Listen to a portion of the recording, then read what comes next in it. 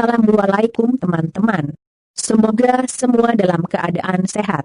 Dalam video kali ini kami ingin memberikan materi tentang filsafat ekonomi terkait dengan dekonstruksi model ekonomi Islam yang terukur. Sebagai tugas UTS yang beranggotakan Mifbahul Anam, Sandi Arifin, Dima Aulia Adiba. Ilmu ekonomi dan problematikanya. Ilmu ekonomi adalah ilmu yang mempelajari perilaku manusia dalam memilih dan menciptakan kemakmuran. Inti masalah ekonomi adalah adanya ketidakseimbangan antara kebutuhan manusia yang tidak terbatas dengan alat pemuas kebutuhan yang jumlahnya terbatas. Permasalahan tersebut kemudian menyebabkan timbulnya kelangkaan. Ada sebuah peningkatan tren untuk mengaplikasikan ide dan metode ekonomi dalam konteks yang lebih luas. Fokus analisis ekonomi adalah pembuatan keputusan dalam berbagai bidang di mana orang dihadapi pada pilihan-pilihan, misalnya bidang pendidikan, pernikahan, kesehatan, hukum, kriminal, perang, dan agama. Gary Becker dari University of Chicago adalah seorang perintis tren ini. Dalam artikel-artikelnya ia menerangkan bahwa ekonomi seharusnya tidak ditegaskan melalui pokok persoalannya, tetapi sebaiknya ditegaskan sebagai pendekatan untuk menerangkan perilaku manusia. Pendapatnya ini kadang-kadang digambarkan sebagai ekonomi imperialis oleh beberapa kritikus. Untuk memelihara dan meningkatkan ekonomi dengan baik supaya tercapai kesejahteraan dalam hidup, maka setiap individu harus berusaha dengan bekerja. Seperti sabda Nabi yang mempunyai arti, bekerjalah untuk duniamu seakan-akan engkau hidup selama-lamanya, dan bekerjalah, beribadahlah, untuk akhiratmu seakan-akan engkau akan mati besok.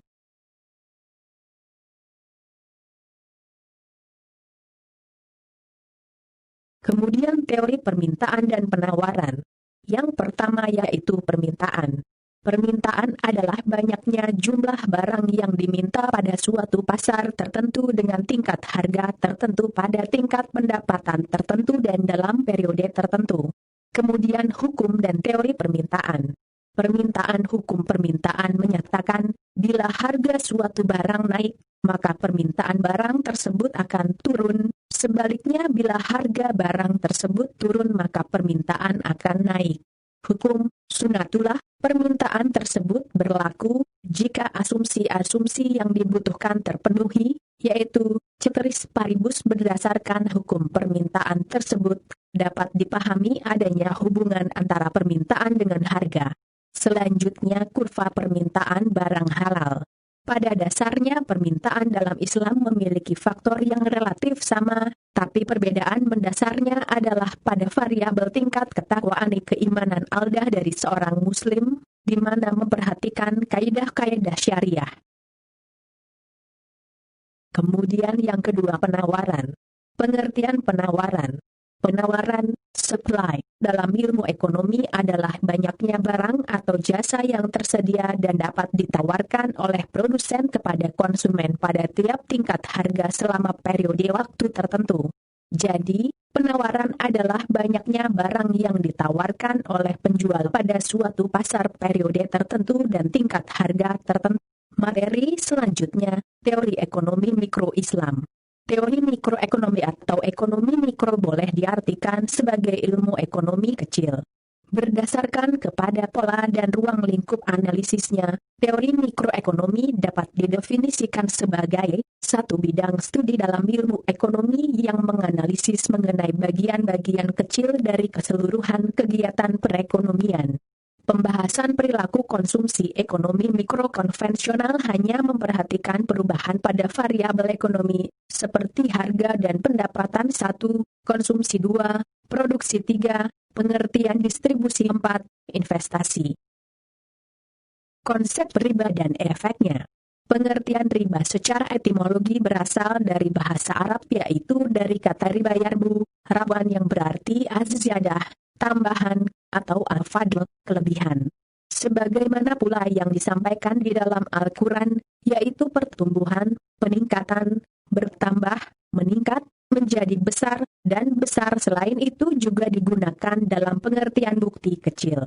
Pengertian riba secara umum berarti meningkat baik menyangkut kualitas maupun kuantitasnya, sedangkan menurut istilah teknis, riba adalah pengambilan tambahan dari harta pokok atau modal secara batil. Riba adalah memakan harta orang lain tanpa jerih payah dan kemungkinan mendapat resiko, mendapatkan harta bukan sebagai imbalan kerja atau jasa, menjilat orang kaya dengan mengorbankan kaum miskin, dan mengabaikan aspek kemanusiaan demi menghasilkan materi. Dampak riba. Dampak adanya riba di tengah-tengah masyarakat tidak saja berpengaruh dalam kehidupan ekonomi, tetapi dalam seluruh aspek kehidupan manusia. 1. Riba dapat menimbulkan permusuhan antara pribadi dan mengurangi semangat kerjasama saling menolong dengan sesama manusia. 2. Menimbulkan tumbuhnya mental pemboros dan pemalas. 3. Riba merupakan salah satu bentuk penjajahan. 4. Yang kaya semakin kaya dan yang miskin semakin miskin. 5. Riba dalam kenyataannya adalah pencurian. 6. Tingkat bunga tinggi menurunkan minat untuk berinvestasi. Konsep zakat dan pajak serta multiplier efeknya. Zakat. Pengertian zakat. Zakat berasal dari bentukan kata zaka yang berarti suci, baik, berkah, tumbuh, dan berkembang. Mujam Wasit, I398. Menurut terminologi syariat, istilah zakat adalah nama bagi sejumlah harta tertentu yang telah mencapai syarat tertentu yang diwajibkan oleh Allah untuk dikeluarkan dan diberikan kepada yang berhak menerimanya dengan persyaratan tertentu pula. Kifayatul Akhyar, I. 1/2.